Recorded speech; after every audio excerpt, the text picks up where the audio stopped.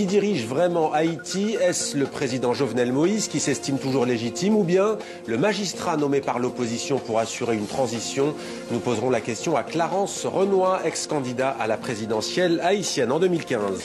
Et avec nous en direct de Port-au-Prince, Clarence Renoy, bonsoir, merci d'avoir accepté de répondre à nos questions. Vous êtes le coordonnateur général du parti politique UNIR, vous avez été candidat à la présidentielle de 2015. La question elle est simple, celle qu'on se pose aujourd'hui, qui dirige Haïti? Vous savez, je me posais aussi la question qui dirige Haïti. De toutes les façons, celui qui est au pouvoir au Palais national, c'est le président Jovenel Moïse.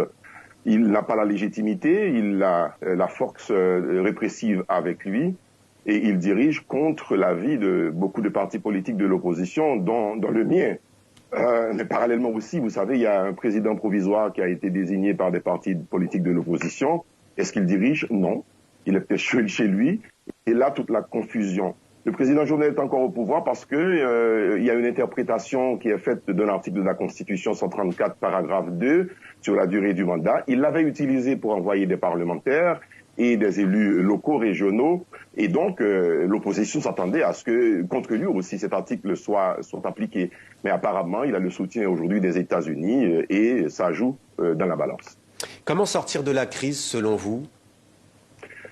Une bonne question, parce que le pays est en crise, et cette crise ne date pas d'hier ni d'aujourd'hui avec ce que nous connaissons. Je vous dirais par exemple qu'il faut que les forces saines, les forces démocratiques, les forces progressistes du pays se rassemblent pour dire non à l'arbitraire et à la dictature qui s'en vient, qui commence à montrer le bout de son nez. Et personnellement, j'ai toujours préconisé un dialogue entre les Haïtiens pour proposer des solutions à la crise haïtienne et ne pas attendre la communauté internationale à décider à la place des acteurs politiques en Haïti. Parce que vous savez, vous parlez de crise, c'est un pays qui est en crise politique, certes aujourd'hui avec 2 présidents au moins, et c'est un pays qui est en crise économique, sociale et morale. Aujourd'hui, le président peut prétendre diriger, mais il ne gouverne pas car des portions du pays sont au contrôle des gangs armés et qui apparemment a son soutien.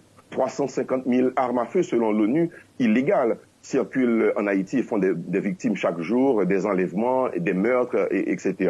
Mais aussi, crise économique, 70% de la population active du pays est au chômage, 40% d'Haïtiens ne mangent pas à sa faim et qui vit avec moins de 2 euros par jour. Donc c'est un pays qui véritablement est en crise. Pour sortir, il faut que les Haïtiens puissent se rassembler, ça je le répète, c'est mon credo, que nous puissions nous rassembler et faire ce qu'on appelle ici une conférence nationale pour pouvoir apporter des solutions nous-mêmes à nos problèmes.